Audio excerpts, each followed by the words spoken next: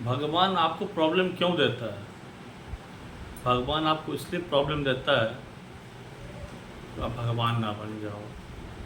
और इंसान की फितरत है, जो वो है उसे मानता नहीं, जो जिसे मानता है उसे जानता नहीं, जिसे जानता नहीं उसे पहचानता नहीं, जिसे पहचानता नहीं पहचानता है उसे पूछता नहीं। इंसान की ये फितरत है।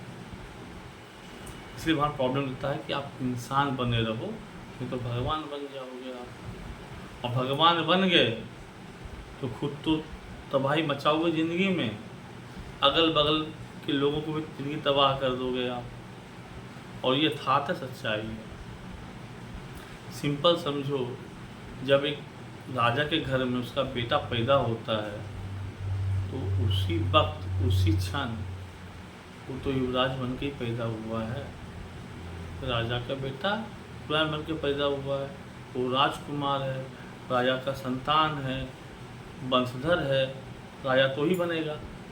फिर राजा उसे गुरुकुल क्यों भेजता है? इसीलिए भेजता है कि वहाँ जाए, सर्दी को सहे, गर्मी को सहे, तूफान को सहे, आंधी को सहे, सुख चैन की ज़िंदगी से आगे बढ़े, खाना बनाना सीखे, तप करना सीखे, ज़िंदगी को झेलना सीखे, आम लोगों के बीच में रहना सीखे, ताकि राजकुमार से वो राजा बनने का जो रास्ता है वो तय कर सके और यथार्थ में राजा बनने लायक बन सके। ये सच्चाई है। और इस सच्चाई को अगर नहीं मानते हैं तो गलती आपकी। सच्चाई नहीं मानते, गलती आपकी। दुनिया में सबसे बड़ा नास्तिक वह व्यक्ति है जो अपनी परिस्थितियों को एक्सेप्ट करने को तैयार नहीं है, जो अपनी परिस्थितियों को मानने को तैयार नहीं है, जो अपनी परिस्थिति का जिम्मेदारी लेने को तैयार नहीं है, वो दुनिया का सबसे बड़ा नास्तिक आदमी है। क्योंकि जो परिस्थिति है, जो आपकी स्थिति है, जो परेशानी है, अगर आप कहते हैं भगवान ने दिया है तो उससे भगवान को मानते हैं। और भगवान को मानते हैं तो परिस्थिति को एक्सेप्ट कीजिए, अपनी गलतियों को एक्सेप्ट कीजिए। अगर एक्सेप्ट नहीं कर रहे हैं आप उस सच्चाई को, जिस दौर से गुजर रहे हैं, जो दौर चल रहा है, जिस दौर के जिम्मेदार आप हैं, तो आपसे बड़ा नास्तिक इस धरती पे कोई नहीं हो सकता है। ये नास्तिक का पहला। सिंपल सी बोलता हूँ, दुनिया में एक कहावत प्रचलन है। दुनिया में एक कहावत प्रचलन है कि भगवान खुद पे इल्ज़ाम नहीं लेते। भगवान खुद पे इल्ज़ाम नहीं लेते। भैया भगवान इल्ज़ाम क्यों लेंगे? श्रेय तो आप लेते हो, इल्ज़ाम भगवान क्यों ले? इल्ज़ाम भगवान क्यों ले? एक मान लीजिए, एक बहुत ही बड़ा धर्मवीर व्यक्ति था, सन्यासी था, परम प्रकाश प्रभु के भक्ति में रहता था। वो माली का काम करता था, पौधों की सेवा करता था, ये करता था, हरि नाम हरि नाम हरि नाम करता था। तो किसी कारणवश उसका एक बार हाथ काट दिया गया, या हाथ कट गया बीमारी से, किसी वजह से हाथ कट गया। वो दुनिया भर को बोलता रहा भगवान ने मेरे साथ अन्याय किया, भगवान ने ये किया, भगवान ने वो किया, भगवान ने मेरा हाथ काट लिया या हाथ कटवा दिया। मैं तो सुबह शाम उनका नाम लेता हूँ। भगवान इतना थक गए, उससे पक गए, भगवान खुद आगे बोले, भाई हमने से क्या गलती हो गया जो इसे दुनिया को बता रहे हो भगवान ऐसा करते हैं वैसा करते हैं? तुमने जो कर्म किया, जो फल बोए थे, वही फल काटोगे आप।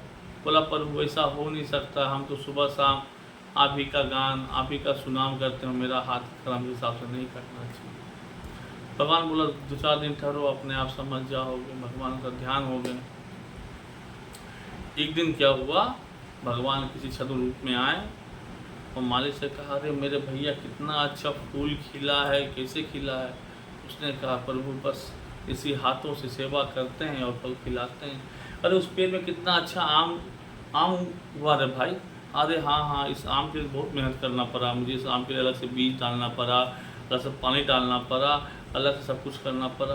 अरे वहाँ पे तो मधुमक्खी बहुत बढ़िया खुशबू आ रहा था, मधुमक्खी उड़ रहा पेड़ पे। हाँ, अरे उस पेड़ को तो हम कहाँ से लाए थे, कैसे लगाएं, कैसे बचाएं? ये तो मैंने बैठेंगे तो बता पाएंगे आपको कितनी मेहनत करनी पड़ी उसमें। सब चल रहा था, सब चल रहा था। भगवान बोले वाह वाह, फल बढ़िया तो तुम्हारे हाथ, फूल बढ़िया तुम्हारे हाथ, और मक्खी जो तुम्हारे हाथ से मर गया,